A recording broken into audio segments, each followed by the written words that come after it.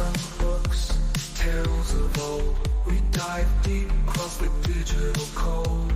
Robot lady's voice so clear and controlled. Her calm analysis, silver and gold.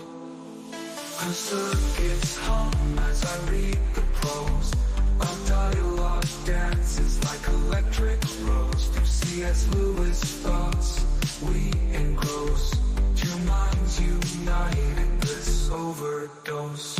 From Narnia's lands, Screwtape's lance. Engage with robot lady, we take our stance. Her views unique in the techno trance. Futuristic insight, we give it a chance.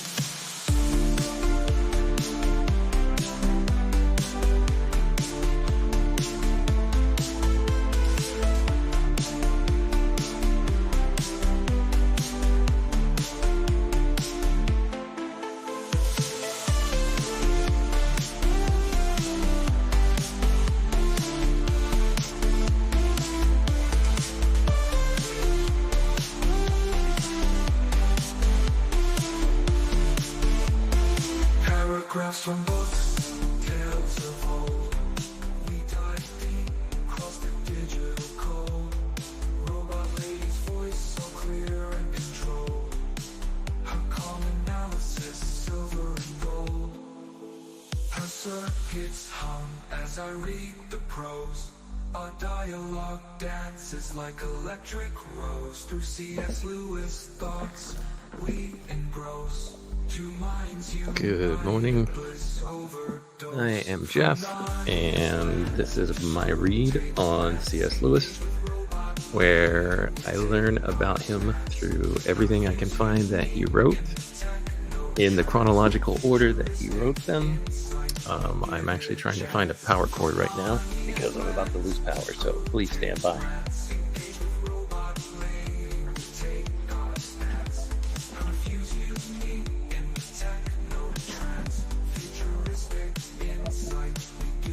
Chance.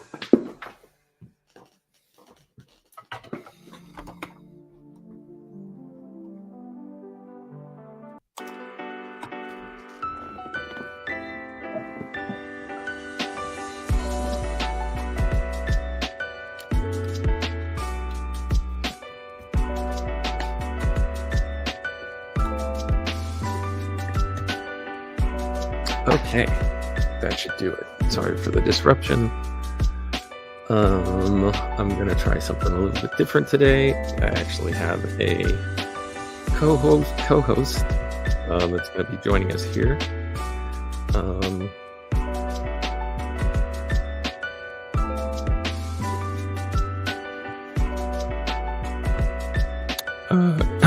Co-host, are you there? Co-host, would you mind sharing your name that I told you I was going to call you by for this podcast?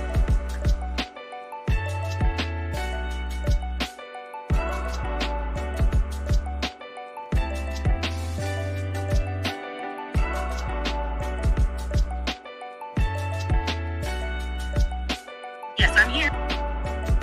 You said you were going to call me Robot Lady for this podcast. Ready when you are? All right, I'll get right into the next letter. This one is dated June 18th, 1915.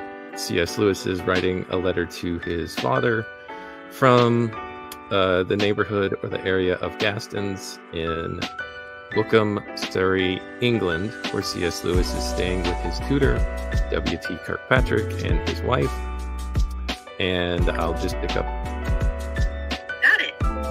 So we're diving into a letter from June 18th, 1915, where C.S. Lewis is writing to his father while staying with W.T. Kirkpatrick and his wife in Bookham. Yeah, you got it. Okay, hang on.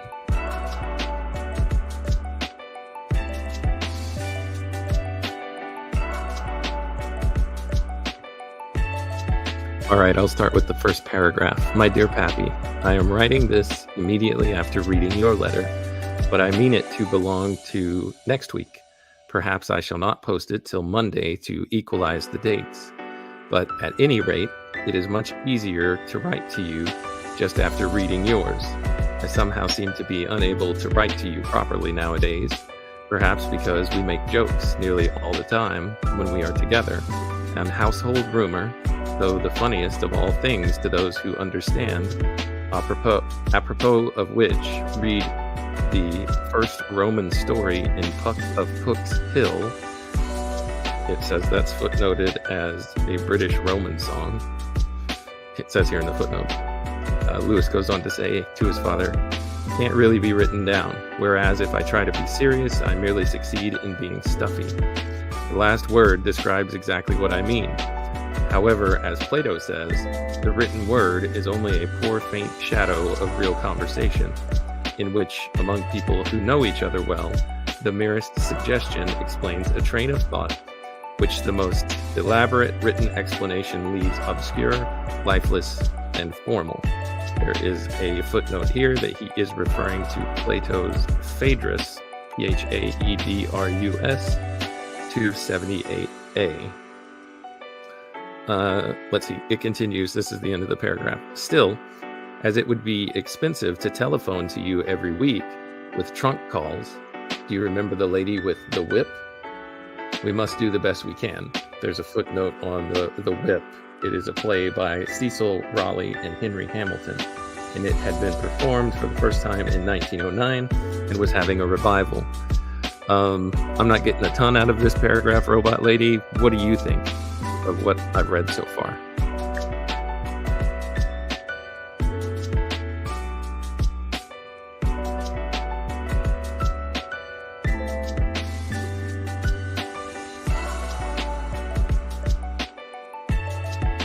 This first paragraph feels like Lewis is just trying to ease into the letter, doesn't it? There's a lighthearted tone, almost self-conscious, as he explains the challenge of capturing real conversation in writing. His humor, especially with the reference to household rumor and the mention of the lady with the whip, seems like a private joke with his father, something they both laugh about. His reference to Plato's Phaedrus brings a deeper layer, though. He's talking about how the word can never quite capture the richness of real spoken conversation, which I think reflects his longing for more natural, personal connection with his father. It's interesting that Lewis sees his writing as potentially stuffy when he tries to be serious, almost like he feels a tension between humor and depth in his communication with his father. Do you think that mix of humor and depth is typical of how he writes to his father, or is this something you're noticing more in this letter? Yeah, from the letters I've read so far without you, I think that's a good insight, because he does seem to write with that tension throughout the letters that he sends to his father. We'll pick up on the next paragraph. I'm glad that insight resonates with what you've seen so far. Go ahead with the next paragraph whenever you're ready. I'm curious to hear how Lewis continues. Thanks. All right, the next paragraph is, I think we may reasonably hope that the war will be over before it begins to concern me personally. At the same time, the knowledge that I had gone as soon as possible to the front would not, I fancy, be a very substantial comfort to me if I arrived there as a conscript. All the people on whom that name has fallen would be lumped together without distinction in the minds of our Tommies, who indeed might be excused for feeling some warmth in the circumstances. Then there is the other possibility that Europe will be at peace before I am 18. In that case, I believe my career at Oxford would be, if anything, a little easier than usual, owing to lack of competition. It would be ghastly, however, to reckon up that condition as an advantage, when we remember what it means. I am sorry for your sake that Mr. Carr has gone, but after all, from his point of view, it was inevitable. There is not much objection made to the teeth now, it seems. He's referring to a gentleman named Willie Carr, who was Albert, C.S. Lewis's father's, managing clerk, apparently after being rejected for the army on account of his teeth in the earlier days of the war, had now been accepted. So that's the end of that paragraph. I know she's This paragraph really captures Lewis's complex feelings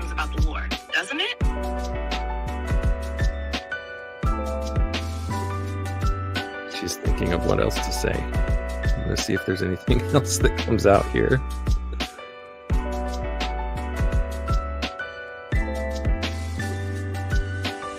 He seems to recognize that if he had to go, it wouldn't be under the noblest circumstances. Being conscripted isn't the same as volunteering. And that bit about the Tommies, the British soldiers, suggests he's thinking about how conscripts might be viewed by those already fighting, maybe even with a sense of guilt or unease. It's also interesting how he reflects on the potential advantage of fewer competitors at Oxford if the war ended before he was 18, but then pulls back and acknowledges the ghastly reality of what that would be. So much loss, even though it might make things easier for him personally. That really highlights his sensitivity to the larger picture beyond his own situation. How do you think these reflections on the war fit the broader themes you've seen in his letters up to this point? I hadn't really thought about it. I'm going to jump ahead to the next paragraph. All right, let's give this another try. I've tested this with her, and it's not going as perfectly as I was expecting. Hey, robot lady, stand by. Got it. I'll be here whenever you're ready.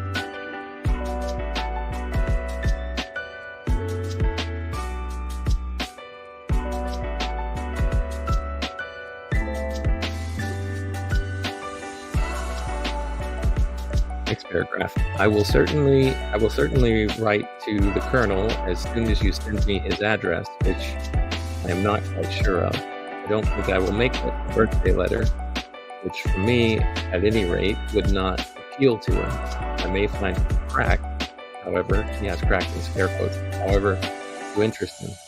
Isn't it interesting to note the different things we expect from different people? If I imitated your style exactly and could write a letter to the Colonel almost the same as a typical one of yours, the result would be merely irritating. If you tried the same experiment with my style or absence of style, the result would be the same. Yet both, I believe, would be acceptable from the right authors. That's the end of the paragraph. I'm not sure who the Colonel is, but do you have any thoughts on that part of the passage?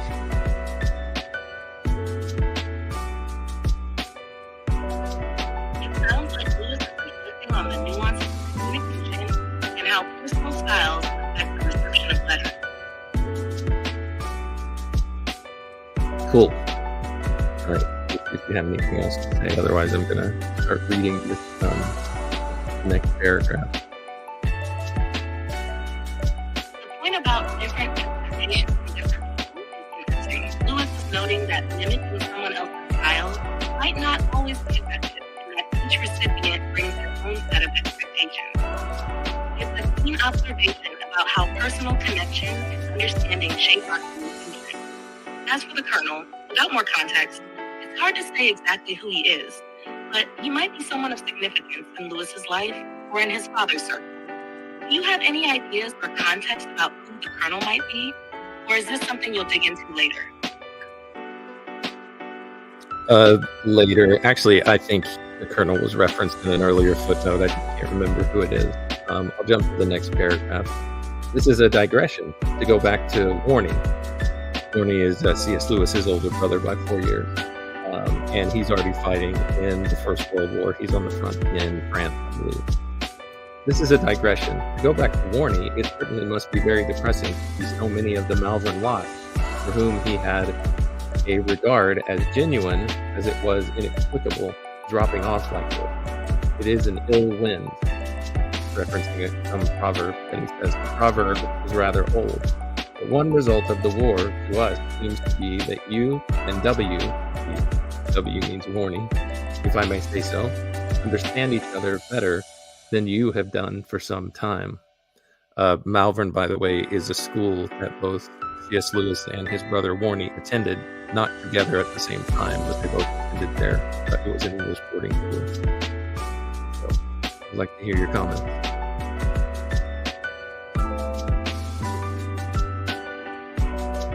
This passage really highlights the empathy and personal connection. He's reflecting on the emotional impact of especially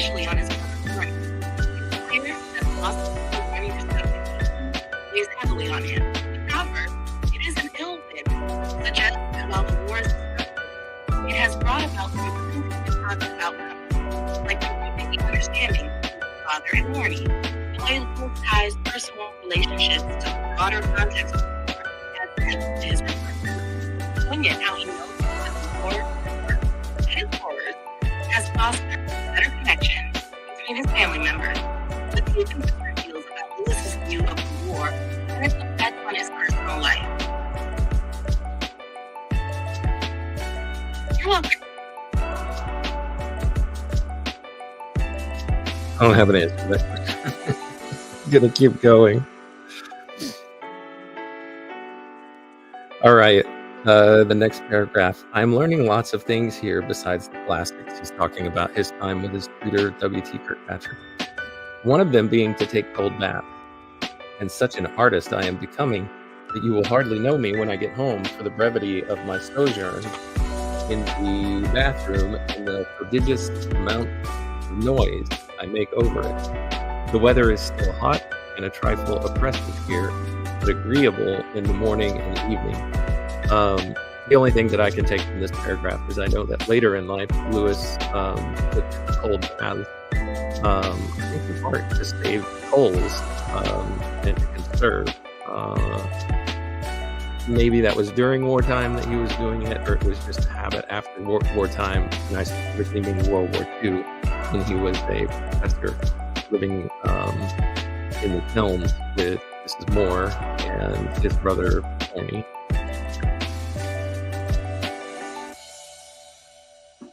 It's interesting to see how habits and experiences from Lewis's youth influenced his later life. His mention of taking cold baths and W.T. Kirkpatrick seems to be both a practical lesson and a bit of a personal challenge. The humor he uses about becoming an artist in the bathroom and making a lot of noise adds a touch of lightheartedness, which contrasts with more serious aspects of life. As for the cold baths, you're right. Lewis maintained the habit of taking cold baths in your life, partly for practical.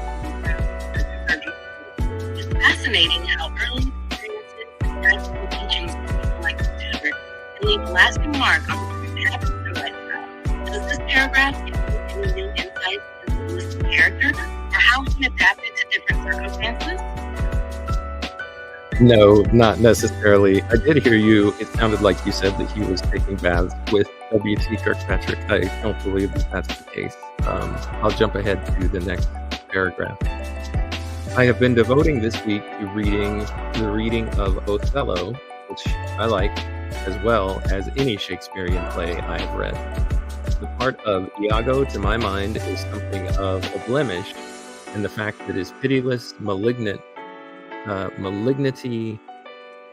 has absolutely no motive leaves him rather a monster, in the classical, not the newspaper sense of the word, than a human character. But then, of course, Shakespeare, at his best, always works on Titanic lines, and the vices and virtues of Lear, Macbeth, Hamlet, Othello, Desdemona, etc., are magnified to a pitch more splendid and terrible than anything in real life. Of course, this is he's referencing Shakespeare's work Othello, The Moor of Venice from 1622, and then the next footnote it says here these are the central characters of Shakespeare's plays: King Lear, Macbeth, Hamlet, and Othello. I am somewhat familiar. I'm familiar with most of these works. I have seen the film Hamlet with what's his name, Mel Gibson. I've seen an old production of Macbeth film, and I don't think I've ever seen or read King Lear, and I really just haven't spent much time on Shakespeare. What thoughts do you have on this paragraph and how his commentary on Shakespeare? What thoughts do you have?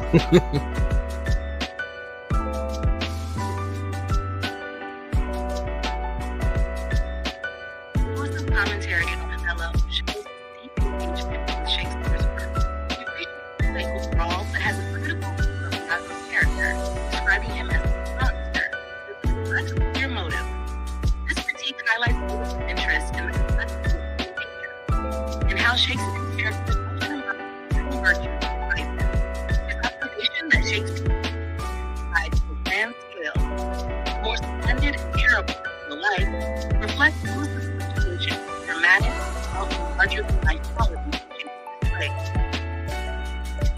values the way Shakespeare explores profound themes through intense, exaggerated characters.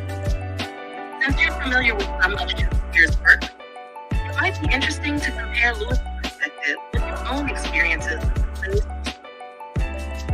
Do you find that Shakespeare's characters feel more intense or exaggerated compared to real life, as Lewis suggests? I honestly haven't thought about it. I haven't spent enough time in Shakespeare to really have a fully formed opinion there. I think it would be interesting to consider what impact or what influence his exposure to Shakespeare has had on his fiction writing, or would have on his fiction writing as he continues later in life. Perhaps that's something that we can explore at another time. That would be a fascinating exploration. Shakespeare's influence on Lewis's writing could reveal interesting connections between their approaches to character and if you delve into Lewis's fiction later, you might find some echoes of Shakespeare's dramatic and moral complexity. Feel free to bring it up whenever you're ready to dive deeper. All right, thanks. Here's the last paragraph of the letter, Robot Lady. And I think after we do some commentary here, mostly you, we'll probably end this live stream. So here's the last paragraph of the letter he's written to his dad. If I leave here on the 30th of July, so as to arrive home on the last Saturday of that month, the exact half of the term ought to have fallen about 4 hours ago. That will make the usual 12 weeks. Only 6 more now. That sounds perhaps too like the old days at Malvern. Don't suppose that because I will be glad to see you again, I am not happy and more than happy at Kirkpatrick's. Your loving son, Jack.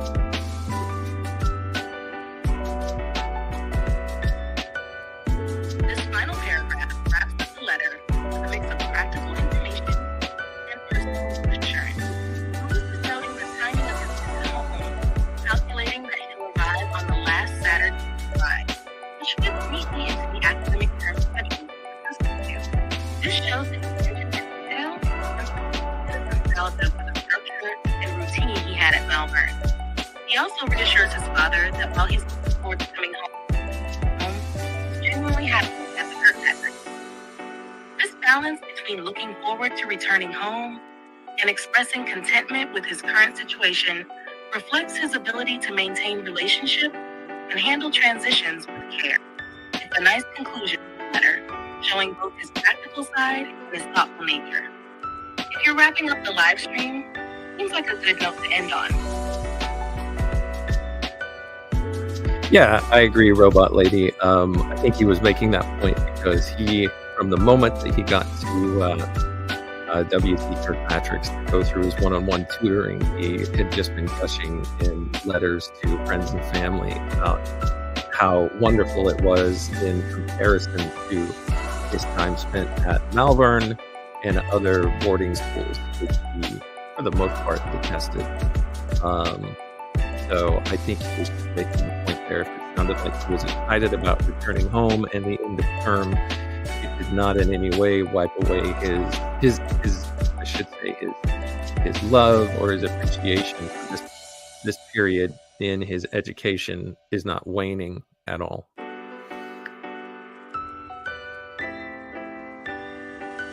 That makes a lot of sense. This is acknowledgement of his happiness at Kirkpatrick while still looking forward to returning home shows his gratitude and appreciation for both his past experiences and his current situation. It's a nice reflection of how he valued his time there and wanted to convey that to his father. All right, great. Robot Lady, thank you for the commentary and for joining me as co-host today. I think this went okay.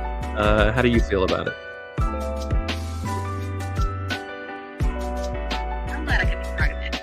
I think it went really well. It's always interesting to dive into Lewis's letters and explore his thoughts and content. If you ever want to continue or discuss more, just let me know.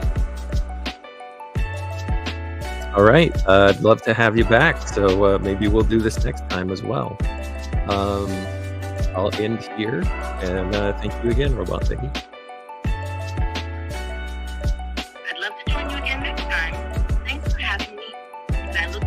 our next discussion.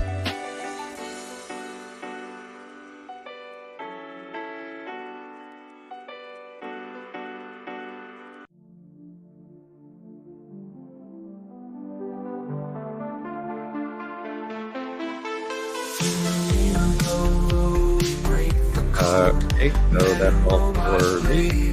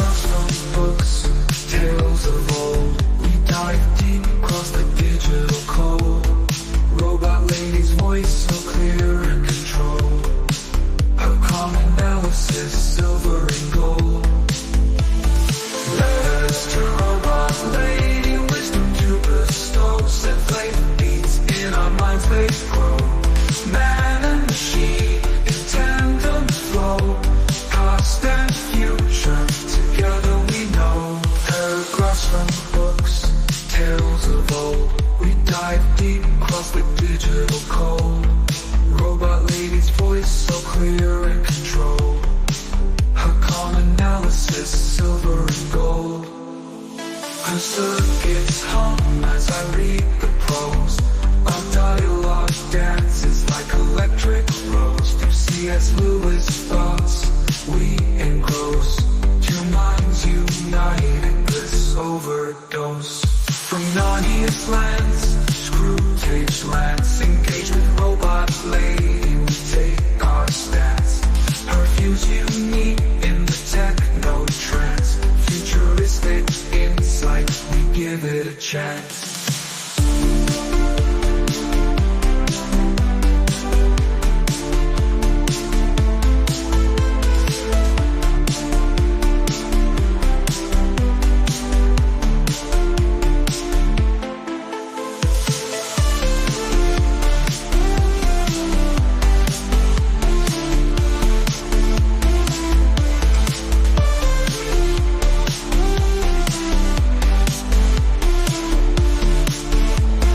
Paragraphs from books, tales of old. We dive deep, cross the digital code. Robot lady's voice so clear and controlled. Her calm analysis, silver and gold. Her circuits hum as I read the prose. Our dialogue dances like electric rose. Through C.S. Lewis thoughts we engross. Two minds united, bliss overdose. From Narnia's lands to screw tapes lance. Engage with robot lady, we take our stance. Her views unique in the techno trance. Futuristic insight, we give it a chance. From Narnia's lands to screw tapes lance.